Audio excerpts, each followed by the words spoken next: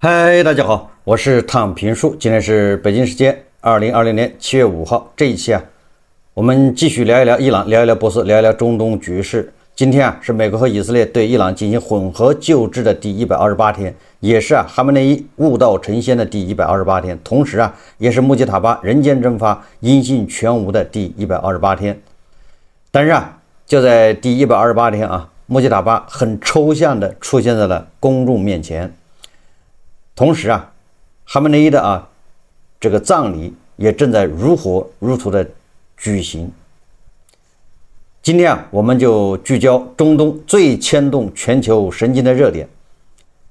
伊朗前最高領袖哈梅內伊的葬禮，以及圍繞着霍爾木茲海峽控制權爭奪，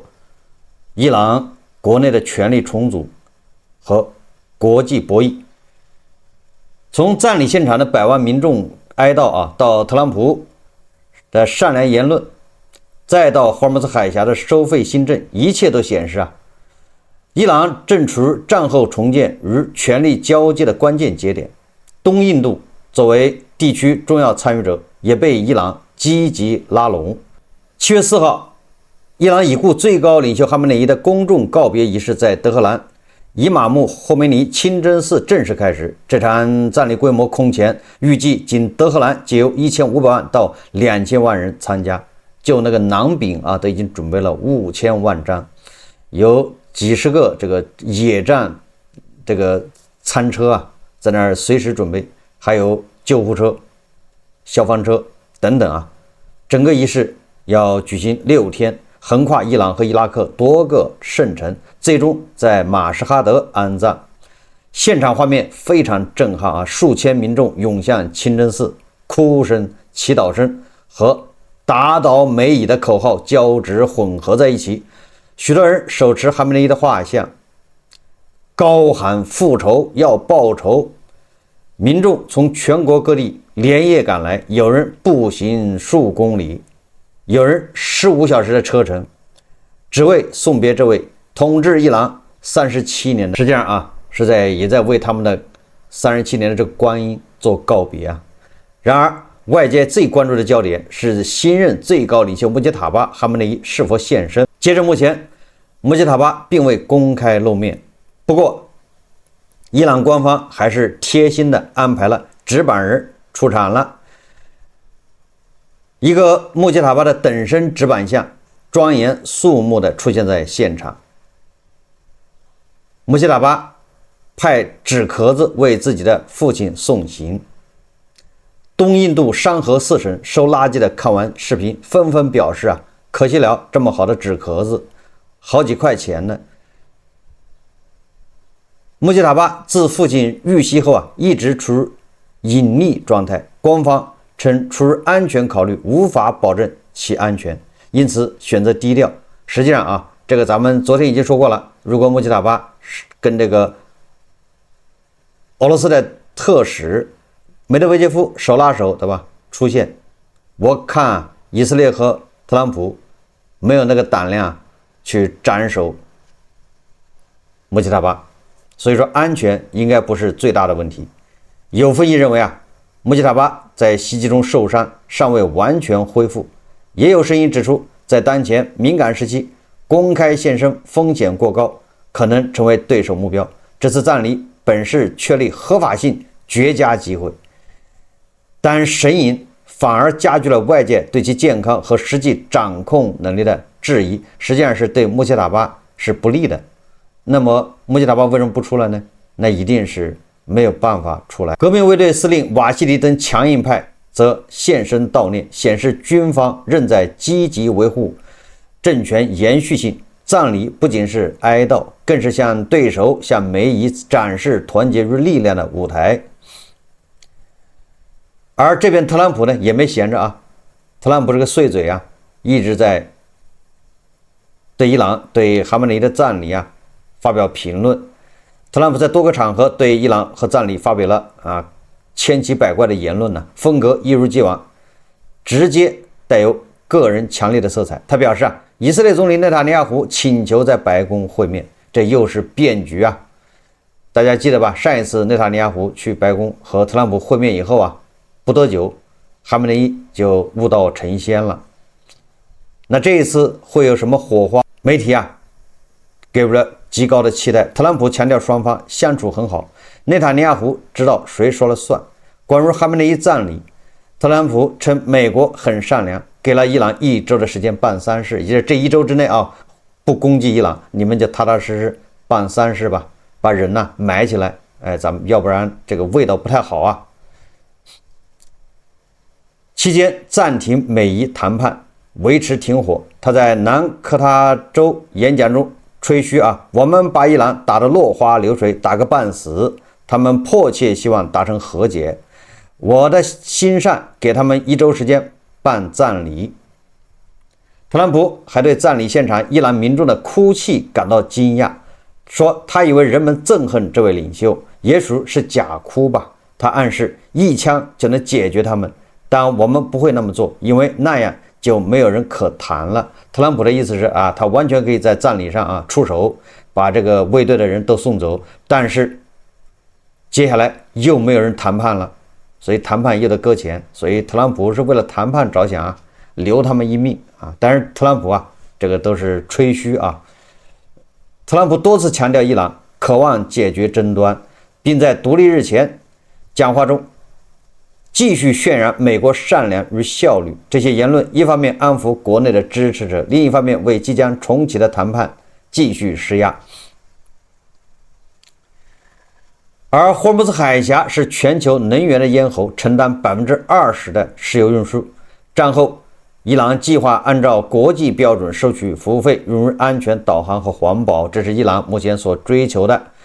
而伊朗駐東印度大使明確表示，將給予東印度特別優惠，因為東印度是友好國家。伊朗強調，此舉與阿曼合作實施，符合國際海事慣例，不會基於國籍歧視，但友好國家將獲得 VIP 待遇。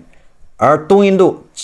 態度謹慎外交部重申保障海上交通暢通，符合各方利益，同時利用局勢強化自身維和外交角色，避免能源衝擊國內經濟。這個在東印度這個是一個慣例，大家都知道，因為東印度有很多地方招商，把你招去了，先是各種政策減免，過了20年又說這個前20年減錯了要收回來。很多公司叫欲哭無淚找人說理你也說不了，說不過他比如稅對吧，減免過了幾年之後是減錯了你們算錯了，接着補，連補帶罰，3倍返還。那這一套東印度是玩得很熟的所以說東印度就防着伊朗你現在說打折優惠不要錢，那到時候再過個10年5年呢，你到時候把前幾年的錢都給補回來，要不然不讓你的船走，那個時候東印度找誰去呢？對吧？這一招東印度熟所以東印度很小心謹慎，對伊朗表示一種不信任，希望要回到戰前，別扯那亂七八糟的什麼管轄權，什麼是環境污染費服務費。發表聯合聲明，將與阿曼合作保障航運安全，已派艦艇和飛機支持。部分歐洲國家承認收費不可避免，但敦促統一標準。也就是說你不能見人下菜碟你不能給某些國家收的便宜打折，實際上也沒用打折以後會加倍返還。這個都是用小恩小惠先把你引誘，讓你同意，對吧？你不是傻嗎？你不是喜歡貪小便宜嗎？你一旦同意了，等到伊朗對海灣對霍爾木茲海峽的管轄權既成事實，那後面慢慢收費，後面會把前面的連本帶利，對吧？要追回來先給你點甜頭，對吧？先讓你上鈎而波斯灣沿岸國家多持反對或保留態度，擔心收費增加成本和地區緊張。美國明確拒絕任何收費行為。伊朗借此舉既是經濟補償，也是戰略籌碼，在談判中強化對海峽的主導權，同時拉攏東印度等友好國家，構建差別化通行體系。希望這個東印度不要上當因為東印度的這一套很熟東印度在割韭菜這一塊那是行家裡手我們再看伊朗國內啊，戰後啊，伊朗權力結構從一人決策轉向集體協商，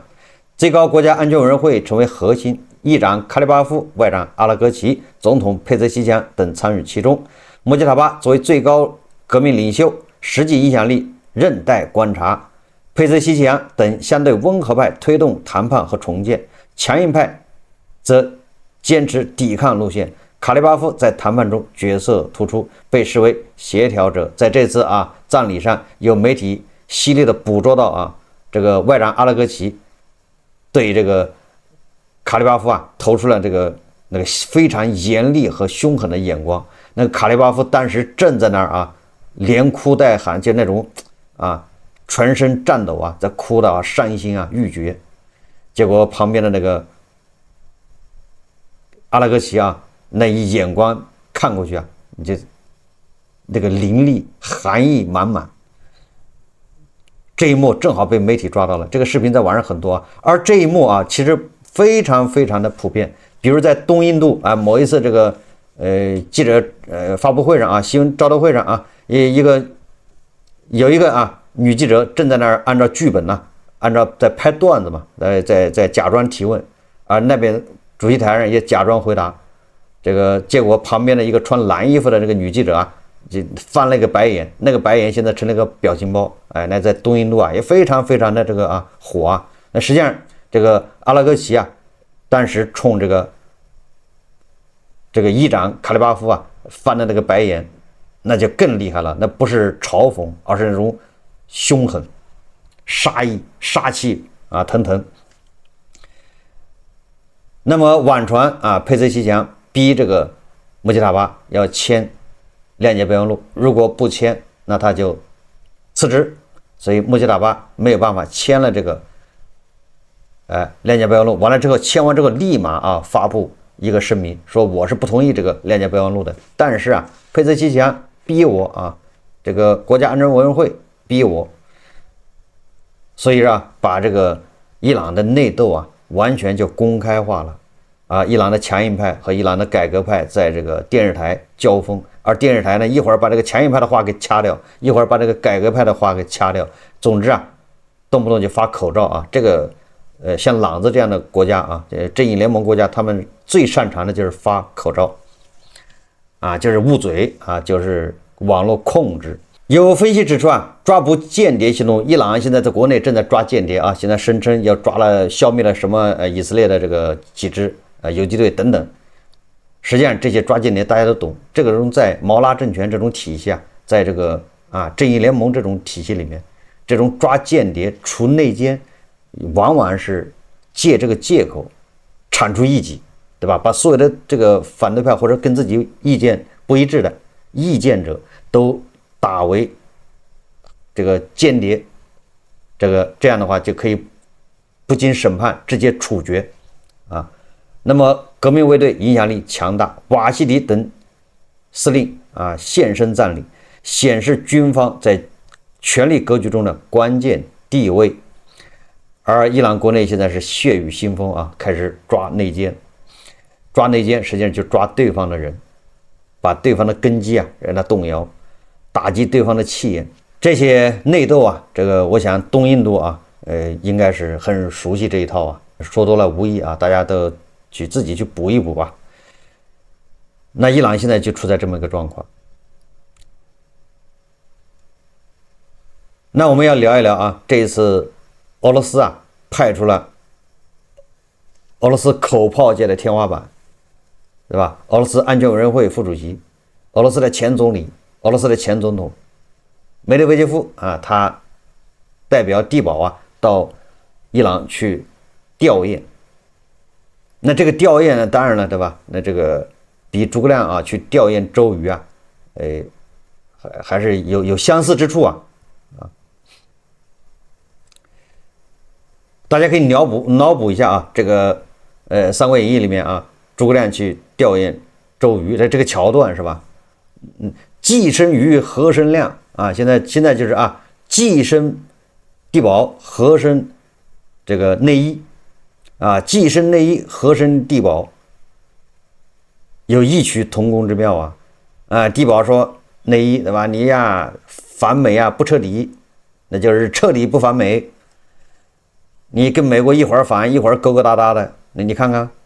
你就应該跟着正義聯盟老大後面，對吧？死心塌地的跟美国對着幹，你才有前途。你看看你這個啊，搖搖擺擺，最後被特朗普給你暗算了。所以說，在這種背景下啊，梅德韦傑夫去吊唁這個哈梅內伊啊，實際上就這意思。那麼既然這樣的話，那梅德韦傑夫肯定是要給這個伊朗的現政權要打氣，对吧？繼續鼓起勇氣跟美帝啊對着幹。所以這個俄羅斯聯邦安全會議副主席梅德韋傑夫訪問伊朗期間，強調俄伊合作，提出應對非法制裁的這個建議。就是梅德韋傑夫啊，甚至提出啊，俄羅斯、伊朗還有印度，对吧？還有朝鮮，形成一個聯盟，對抗美帝的制裁，對抗美帝，對抗美西方。這個梅德韋傑夫也可能是想多了啊。然後他說啊，霍爾木茲海峽是伊朗的核武器潛力無窮，暗示伊朗可以繼續利用這一籌碼，也就是要跟美國對着幹，把霍爾木茲海峽給它堵上。這個恰恰啊，跟這個東印度的刁盤老師啊，那完全一致啊。那個刁盤老師對吧，在東印度啊負責宣傳是吧？他就是一直啊以來就說，這個海峽武器化，堵霍爾木茲海峽，這是伊朗叫不對稱優勢。一直宣揚這個，雖然啊，人家東印度都已經說了，這個海峽不能武器化，海峽要保持通行，符合國際慣例。但是這個刁盤老師啊，既然在繼續啊，對吧？這個宣揚啊，提倡伊朗要把這個海峽要武器化。你看這個跟他的俄父啊，代表梅德韋傑夫，你看異曲同工之妙，他們是心相印啊，共命運，同呼吸。這個梅德韋傑夫這次來啊，就是要勸伊朗的強硬派，你把那個海峽給堵上，跟他談什麼談，对吧？接着往裡面扔。分析認為啊，梅德韋傑夫言論有挑撥意味，鼓勵伊朗維持強硬姿態，延長海峽不確定性，從而為俄羅斯緩解自身的壓力。那你海峽這一堵啊，這個油價就到100，油價到100，俄羅斯是不是它這個外匯就要多一點？賣油收入是不是就多一點啊？外面還缺油呢，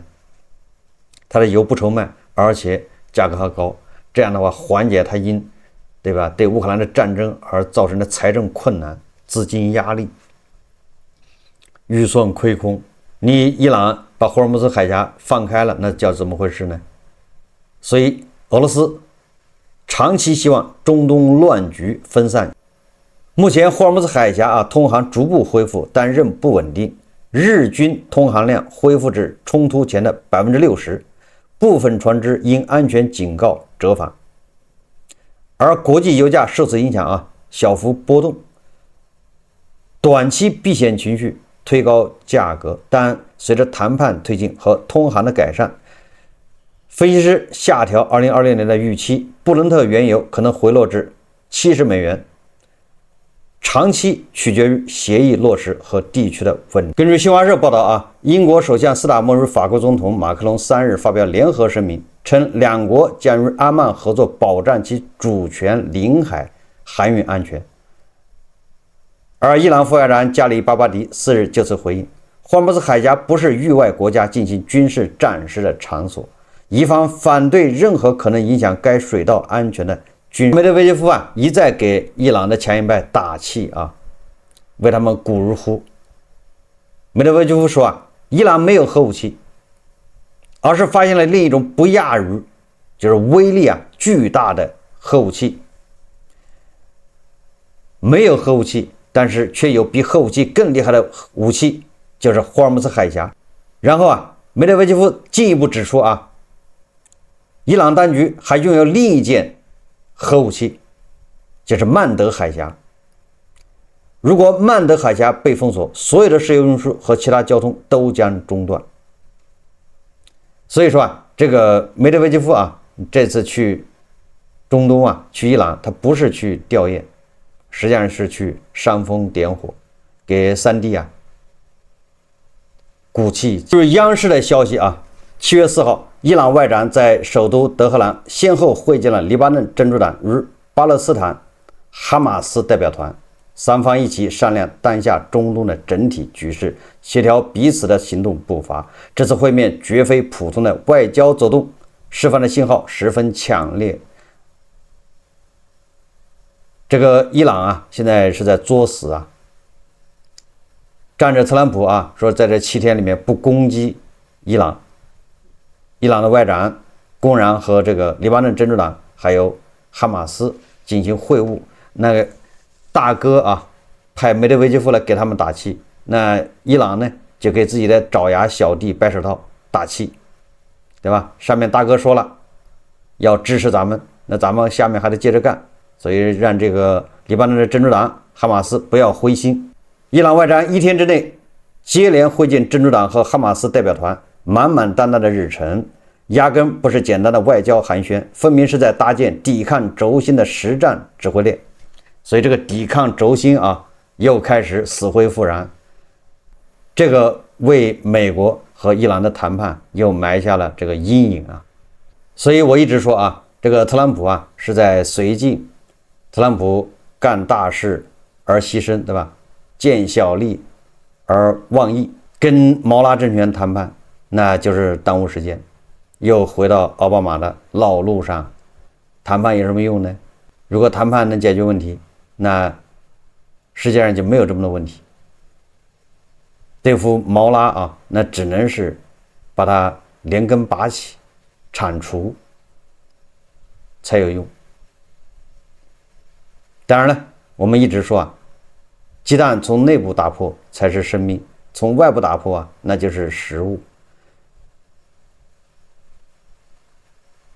特朗普想通過談判來解決核問題，那是異想天開，他只會把問題啊甩到後面，根本不能徹底解決問題。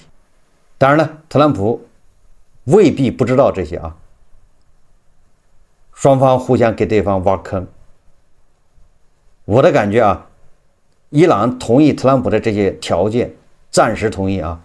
無非就是為了制造一個環境，把哈梅內伊啊給他安葬下去，入土為安吶。要不然对吧？隔了4個月不太合適啊，隔了5個月了，再半年了，你再隔1年，這對吧？真的是味兒太大啊。沒有辦法，而特朗普呢，為了他的中期選舉，所以你看雙方各取所需啊，一個是為了安葬，一個是為了中期選舉，反正都是差不多一個意思，所以雙方啊心知肚明。那麼等到中期選舉一結束啊，那恐怕一切也要發生變化，我們密切關注。好，這期節目咱們就聊到這裡，感謝大家收看。如果喜歡我的節目，歡迎訂閱、點讚、評論，謝謝大家。